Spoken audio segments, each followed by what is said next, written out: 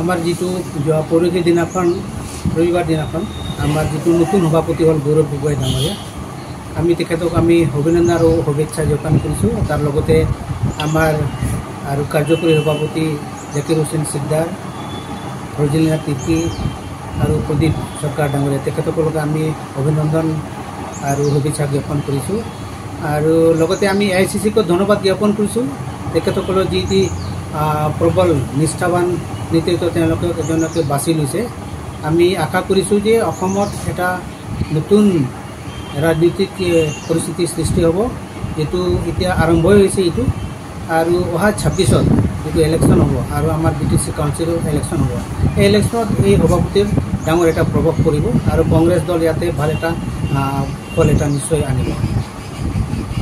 তাৰ লগতে মই আৰু আমাৰ লগতে ধন্যবাদ জ্ঞাপন কৰিব বিচাৰিছোঁ আৰু শুভেচ্ছা আৰু অভিনন্দন জ্ঞাপন কৰিছোঁ আমাৰ ভূপেন বৰা ছাৰ ডাঙৰীয়া, তাৰ লগতে আছে ৰিপুণ বৰা ছাৰ ডাঙৰীয়া আৰু প্ৰদীপ বৰদলৈ ছাৰ ডাঙৰীয়া আৰু ৰকিবুল ইছলাম ডাঙৰীয়া MP মহোদয়।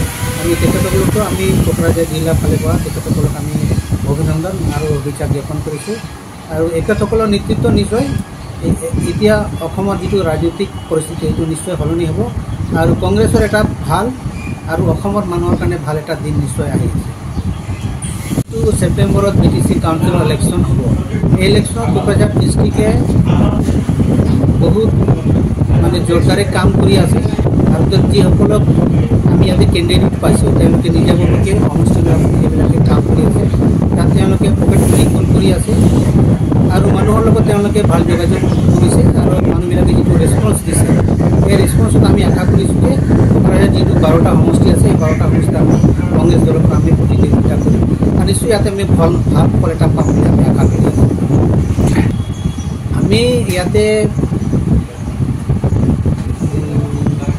কোন দলৰ লগত আমি বেছি প্ৰতিদ্বন্দ্বিতা হ'ব আমি এইটো সুবিধা কৰিব পৰা নাই, তথাপিও কিন্তু আমি নিজাববীয়াকৈ আমি চেষ্টাটো চলাইছোঁ। কিন্তু আমাৰ সন্দেহ হৈ আছে আমি BPF-ৰ লগতে চাগে বেছিকৈ আমাৰ প্ৰতিদ্বন্দ্বিতা হ'ব, কাৰণ তেওঁলোকৰ এতিয়া কিছু হ'লে তেওঁলোকৰ অলপ উত্থান হৈছে তেওঁলোকৰ ৰাজনৈতিকভাৱে। আৰু নতুন দলটো এইটোতো আমি ক'ব লাগিব এইটোতো BJP-ৰ এটা B টিম নিচিনা হৈ আছে, C টিম নিচিনা হৈছে। তাৰমানে BPF, UPPL আৰু যিটো নতুন দল হৈছে ABP, এই গোটেইবিলাক দলে BJPৰ হেৰিতে নেতৃত্বতে চলি আছে, তেওঁলোকৰ হেৰিতে চলি আছে। গতিকে এই তিনিটা ABC এই তিনিটাই A টিম B টিম হিচাপে C টিম হিচাপে তেওঁলোকে কাম কৰিব। গতিকে আমাৰ ধাৰণা আছে আমি চাগে BPF-ৰ লগতে আমি বেছিকৈ আমি প্ৰতিদ্বন্দ্বিতা হ'ম। 12টা সমষ্টি আছে, 12টা সমষ্টি আমি প্ৰতিদ্বন্দ্বিতা কৰিম। আৰু আমাৰ AICC-ৰ জেনেৰেল ছেক্ৰেটাৰী পৃথ্বীৰাজ চাটে কৈছিলে যে আমি BTC কাউন্সিলত 40টা সমষ্টি আমি 40টা সমষ্টিত আমি কেণ্ডিডেট দিম। বেলেগ ডিষ্ট্ৰিক্টবিলাকো আহি তেনেকুৱা তেওঁলোকে প্ৰিপেৰেশ্যনটো কৰি আছে আৰু পৰিকল্পনা তেওঁলোকে কৰি আছে নিজৰ সমষ্টিত জিলাত যিমানকেইটা সমষ্টি আছে গোটেই সমষ্টিত তেওঁলোকে প্ৰতিদ্বন্দ্বিতা কৰিব তেওঁলোকে কেণ্ডিডেট তেওঁলোকে বাছি কিনে কাম আৰম্ভ কৰিছে। আমি এতিয়া এইটো ক'ব নোৱাৰোঁ, কিন্তু আমাৰ চেষ্টাটো থাকিব যাতে আমি চৰকাৰ বনাব পাৰোঁ, সেইটো লক্ষ্য লৈ কিনে আমি এতিয়া প্ৰতিদ্বন্দ্বিতা আমি কৰিম।